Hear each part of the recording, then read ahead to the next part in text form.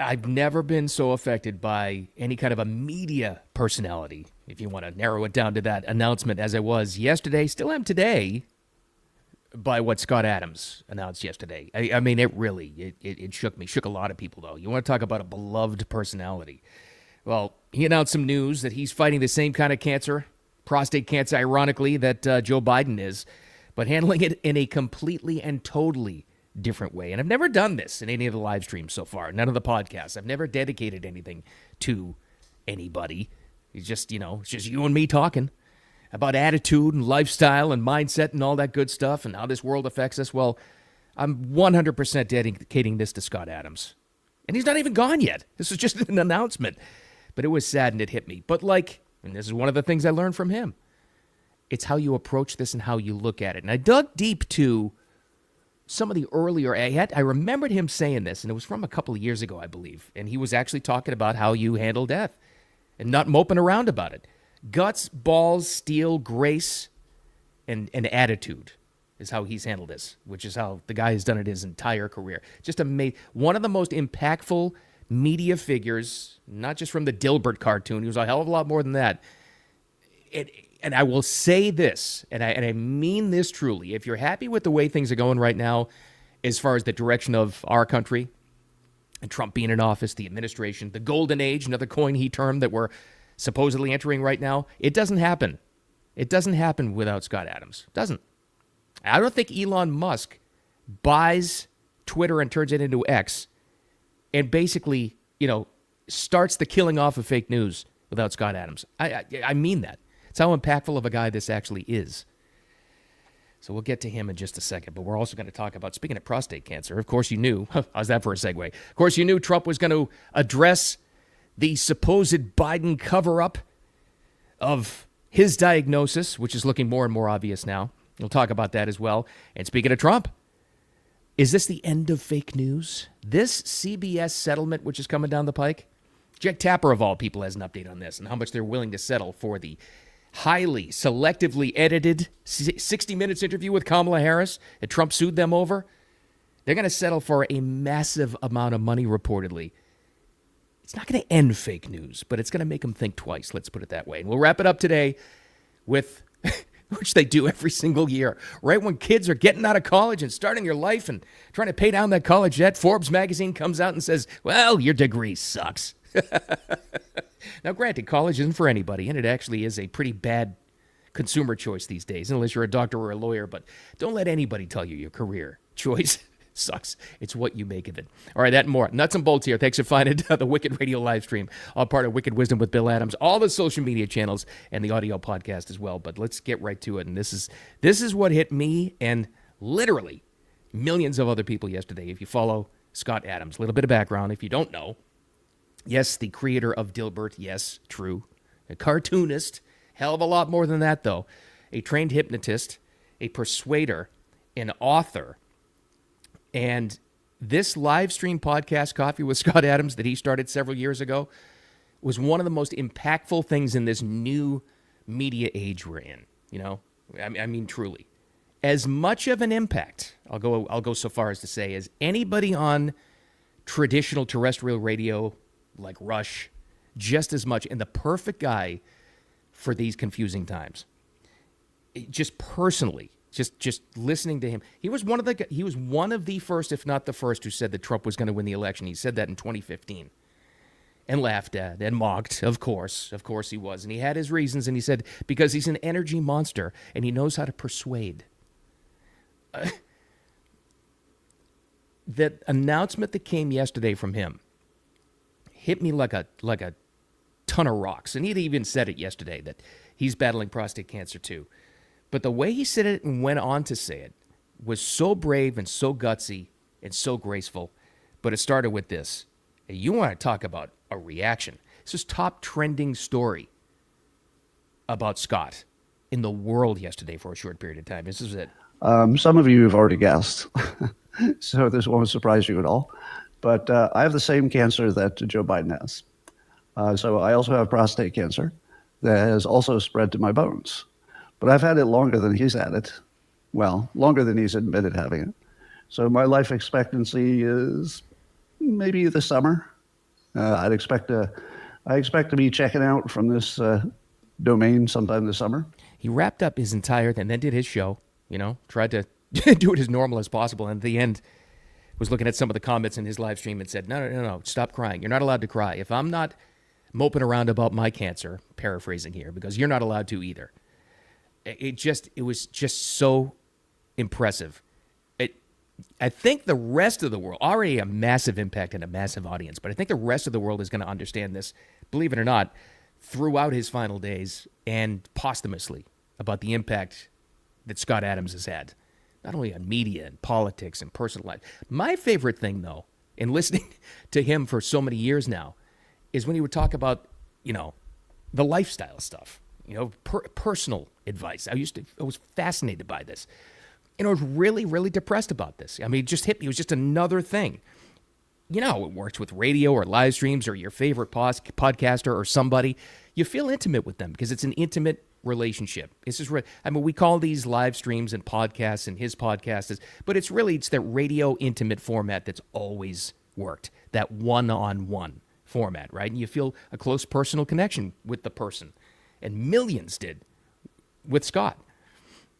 So for him to say this affected a lot of people in a lot of different ways, and like I told you, this is another thing I have been hit with so much death recently here, just family members. I've lost 2 brothers, and it's just and extended family and friends, and it's just been a lot, and it's made me personally think a lot about mortality and what it means, but more important than that, how to handle it in the meantime.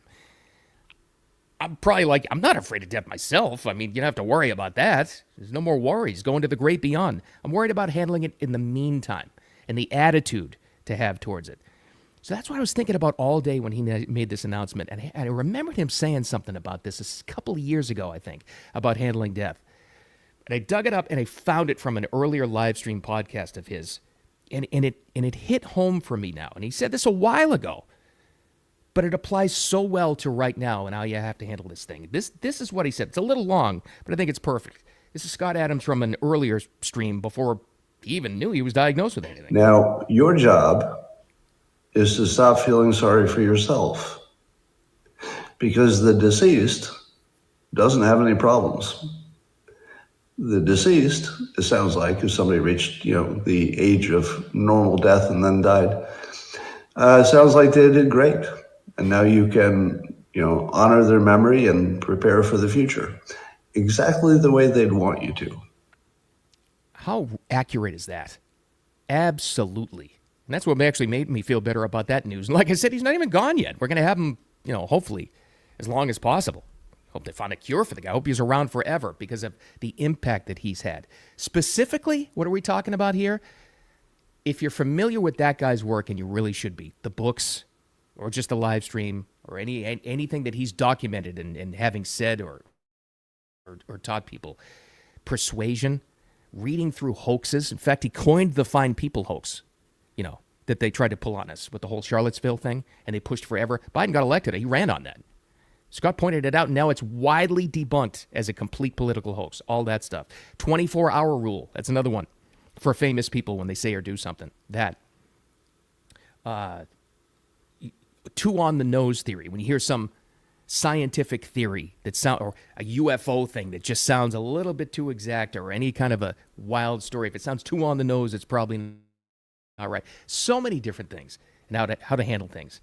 It's just an amazing, amazing impact, as you can see, because you've seen, if you're not familiar with him, you're probably going, why are so many people writing about Scott Adams? That's why. That's exactly why. So that's my takeaway. Here's the attitude. Here's the attitude pivot for this. Because of that, that's how I'm going to handle all this. I'm not going to mope around. I lose family members and the brothers that I've lost. I'm going to live the way they would have wanted me to. It's funny enough, exactly what Scott Adams had said right there. Because that's how to do it, with an attitude. You be sad, but honor them. That's how I'm going to do it. All right. Speaking of prostate cancer, there's your segue of the day. You knew Trump would chime in on the Biden thing. You knew it was coming. And pretty much cemented what we're all thinking. A cover-up, right? But then he went into something else. This means, the American people were misled, obviously, throughout this. And I think in the coming days, we're going to learn more and more about that. This was Trump just yesterday. In other words, there are things going on that the public wasn't informed. And I think somebody's going to have to speak to his doctor, if it's the same, or even if it's two separate doctors. Why wasn't the cognitive ability, why wasn't that discussed? And I think the doctor said he's just fine, and it's turned out. Yeah, it's turned out to be something different, hasn't it? So we all know that. And again, I spent all yesterday's live stream saying the same thing. Separate the politics from your humanity, or you can get sucked into this dark hole of losing your own soul, right? And I saw a lot of this yesterday, just awful response. I understand it. I'm just saying don't go in that direction for your own personal mental health.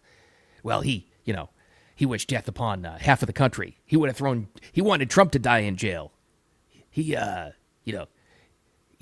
perpetuated all these hoaxes and yes, all true. I acknowledge it. I've talked about it, obviously. You could still separate all that stuff and still wish somebody the best on the human side of things. You really can. I'm not wishing ill will on Joe Biden at all. But two things can be true. Two factors. This was 100% a cover-up. The sickness. Not only the mental decline, but obviously a physical decline as well. So the attitude pivot on that one, we're not going to put up with that anymore. We're really not. How much you want to bet that going forward, all of us are going to be much more aware, whether we show it or not, whether we express it or not, about the transparency of our leaders. I think it's going to have an effect. I think we're going to demand it. We should demand it. We should absolutely demand it. Not only the physical test, but what's going on behind the scenes, what's being hidden and what's not. It's good to have a healthy, distrust of what the media and the government are telling us. Don't let it consume you, but your natural instinct should be to distrust what they're telling you. Harken back to Scott Adams, another thing that he taught the world. You should about that. So going forward, this should be the shift after the whole Biden fiasco. We demand transparency and answers from all of them. 100% we should. So let's see where that goes. Speaking of transparency, I'm chock full of segues today, everybody. Well, this is something. Very, very quietly. Yeah, sure, it made some headlines, but very quietly, the CBS reported settlement with Trump is going to have a major, major impact. So it's all over the highly selectively edited 60 Minutes interview they did with Kamala. Remember that? In the waning days of the presidential campaign to make her look, quite frankly, not dumb. They did their best. Oh, they absolutely did their best. And Trump got a hold of the transcripts. That was the first major fight. And then he got a hold of the original video. That was the second major fight. And it wound up in a lawsuit. Just to refresh your memory, let's go back. It's long, but you got to listen to it. Got some audio for you. You don't really need to see the video on this. The audio is, the first part is the original unedited video sound. And the second part is when they edited it and how much of a difference it makes. Now, it's scary because it tells you what the media is capable of. And it also shows you how in the bag the media was for Kamala Harris. And it still didn't work. That's another change that's happened. We're not buying it anymore. All right. So just reckoning back to the 60 Minutes interview with Kamala. First part you're going to hear is the original, and then the highly selectively edited video. But it seems that Prime Minister Netanyahu is not listening. Well, Bill, the work that we have done has resulted in a number of movements in that region by Israel that were very much prompted by or a result of many things, including our advocacy for what needs to happen in the region. But it seems that here's the edited Prime one. Minister Netanyahu is not listening. We're not going to stop pursuing what is necessary for the United States to be clear about where we stand on the need for this war to end. Wow, what a difference, huh? Magic editing there to make her sound. That's a great answer. The second one, problem is, that's not her answer. That was CBS's answer. That's what they wanted her to say. That's what they wanted her to look and sound like. So that's what got Trump so upset. As it turns out, he's absolutely right. A little bit of information. Hold on, I got to go to the original post now. It was on X yesterday from Jake Tapper. That's right, I'm quoting Jake Tapper from CNN. He says, now listen to this. A source close to negotiations tells me Paramount CBS could settle with President Trump for as much as $30 to $50 million. Wow. Now, Jake Tapper of CNN, like him or not, he doesn't come out with that unless he's got a pretty solid source, and that's the way it's looking, okay? Now, the money doesn't matter to you or me. We're not going to get the money, obviously. Here's what matters to you and me. Maybe. Here's the question we should all ask. Does this end the fake news? Do all the other networks look at CBS and the amount they had to pay and the changes in staff over this, which we'll get to in a second, and say, well, they're not going to try to pull that crap again? Will this be the end of fake news? No. But there's still good news. It's going to make them think twice, if you want to put it that way, towards putting out a fake story, more hoaxes, deceptive, selectively edited videos, flat out lies. It's not going to stop them, but it's going to make them think twice. They're going to be much more hesitant. There will be less of it, I predict. Here's the most important factor, though, after all of this. I think the trust in media, which is down to single digits, I think it's about, they always do this national poll every year. How much do you trust media? I think it's down to like 8%. I may be quoting that wrong. You can fact check me there and tell me in the comments. It may be down to 0. I think our distrust of traditional corporate mainstream media is pretty much gone. And that's a healthy thing, because that eventually will turn into more open information, like what we have on social media now. You've got metadata on X where you can decide what you want to do. You really can get all opinions and then form your own opinion. This is why it was so important what Elon Musk did in buying X and taking the censorship away. That's why getting rid of censorship is so important. That's why people like Scott Adams are so important, to tell you to read through all these hoaxes and all these things. All that stuff leads to this. CBS paying a massive price for lying during the campaign and helping out their preferred candidate. It's a major win for all of us. Not the money, the after effects. It's not going to change all of it, but it'll change a lot of it. Now, that's not the only trickle-down effect of this thing. Not only the money, but because of that. Maybe it's salary related, but I think more so it's about the direction of that particular company. Not only potentially a $50 million settlement from CBS, their CEO, Wendy McMahon, has announced a resignation. This is a CEO of CBS News.